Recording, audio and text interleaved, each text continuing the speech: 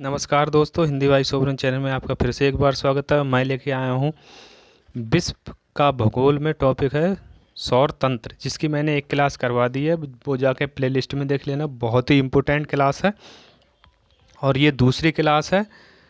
तो चलिए देर ना करते हुए क्वेश्चनों को शुरू करते हैं। तो नवीनतम रिपोर्ट के अनुसार शनि ग्रह के कितने उपग्रह हैं?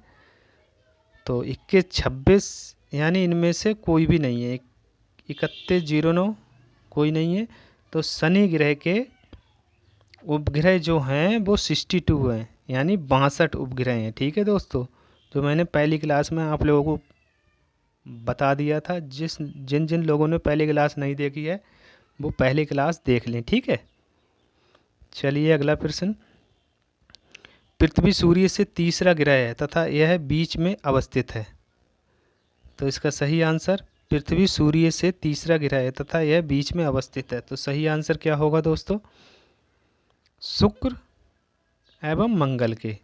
तो ऑप्शन नंबर ए ठीक होगा। अगला प्रश्न।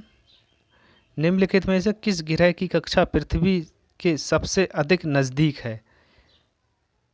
किस ग्रह की कक्षा पृथ्वी के सबसे अधिक नज़दीक है? तो वो है ऑप्शन नंबर डी, शुक्र के। अगला प्रश्न। पृथ्वी से सर्वाधिक दूरी पर कौन सा ग्रह है? ये बताइए। तो ये है प्लूटो, यानी यम। ऑप्शन नंबर ए ठीक होगा। अगला प्रश्न। एक उपग्रह में बैठे हुए अंतरिक्ष यात्री को आकाश का रंग डॉट डॉट प्रतीक होगा। कैसा दिखाई देगा रंग? नीला, सफ़ेद, धूसर या ग्रे? तो ऑप्शन नंबर ए, काला दिखाई देगा। ठीक है। अगला प्रश्न। शुक्र ग्रह का अन्वेषण करने के लिए सबसे पहले रोबोट अंतरिक्ष यान का नाम था। रोबोट अंतरिक्ष यान का क्या नाम था दोस्तों? तो ये था Magellan. Option number C, important question है। अगला। आकाश में सबसे चमकदार तारा है। आकाश में जो है सबसे चमकदार तारा कौन सा है? तो यह है सीरियस। ऑप्शन नंबर डी ठीक होगा। अगला प्रश्न। निम्नलिखित में से कौन सा एकमात्र तारा है? कौन सा तारा है दोस्तों? तो सूर्य एक तारा है। ठीक है। रीजनिंग में भी ये क्वेश्चन बहुत बार आता है कि चंद्रमा, शुक्र ये सारे दे देते हैं, और ये दे देते हैं, सूर्य दे देते हैं, और ये कहते हैं कौन सा ग्रह है। यानी रीजनिंग का तो देखो हर प्रकार से क्वेश्चन बना देते हैं। तब भी ये क्वेश्चन देखा गया है कि तारा, और बहुत से लोगों ने गलत किया है इस क्वेश्चन को। तो आप अगर यहाँ से ध्यान से पढ़ेंगे तो रीजनिंग में भी गलत नहीं करेंगे। ठीक है। अगला प्रश्न। किस ग्रह के चारों ओर स्पष्ट वलय होते हैं? यानी जो वलय हैं, जो घूमदार होती हैं, वो कौन से ग्रह के चारों ओर हैं? ठीक है। तो इसका सही answer Shani, option number D. अगला प्रश्न। पृथ्वी सूर्य के चारों ओर दीर्घवृत्ताकार पथ में घूमती है। सूर्य के चारों ओर घूमते समय पृथ्वी की गति कितनी होगी? तो इसका सही आंसर बताइए दोस्तों।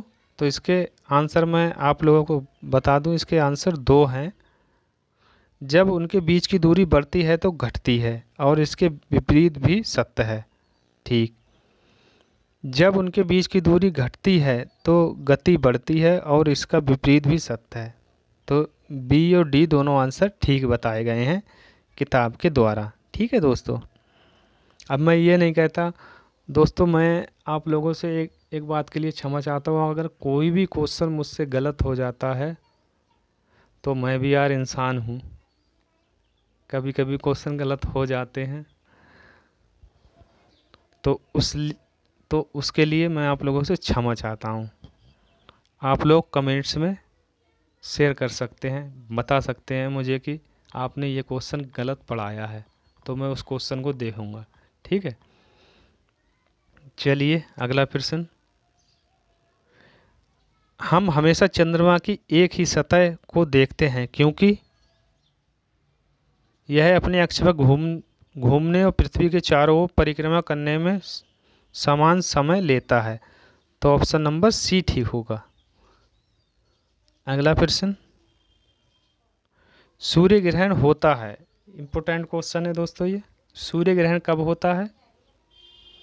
चंद्रमा पृथ्वी तथा सूर्य के बीच में आता है। चंद्रमा जो है पृथ्वी तथा सूर्य के बीच में आता है, ठीक है। अगला प्रश्न। वह महाद्वीप जिसका दक्षिणी छोर अंटार्कटिका के सबसे नज़दीक है। तो इसका सही आंसर क्या होगा? दक्षिणी अमेरिका, ऑप्शन नंबर ए ठीक होगा। अगला प्रश्न।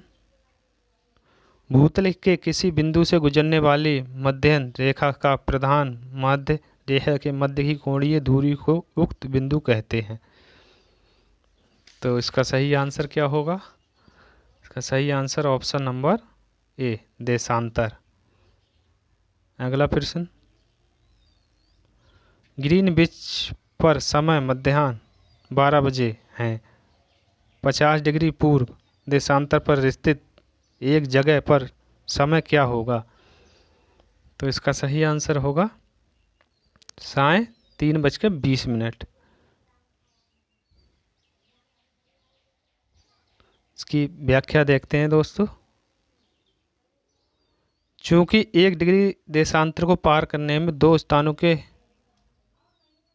स्थानों के स्थानीय समय के बीच 4 मिनट का अंतर आता है, अतः 50 डिग्री पूर्वी देशांतर पर यह अंतर 50 × 4 120 मिनट का होगा, अर्थात अंतर 3 घंटा 20 मिनट, यानी 6 × 18 3 घंटे 20 मिनट का होगा। चूँकि प्रश्न में 50 डिग्री पूर्वी देशांतर दिया गया है, इसलिए समय 3:50 होगा, ठीक है। अगला, ग्रीनविच किस देश में है? जो ग्रीनविच है वो किस देश में है? तो वो है United Kingdom, option number B ठीक होगा। अगला प्रश्न। यदि भारत में सुबह 11 बज रहे हैं तो लंदन ग्रीनविच में कितने बजे होंगे? बताइए दोस्तों।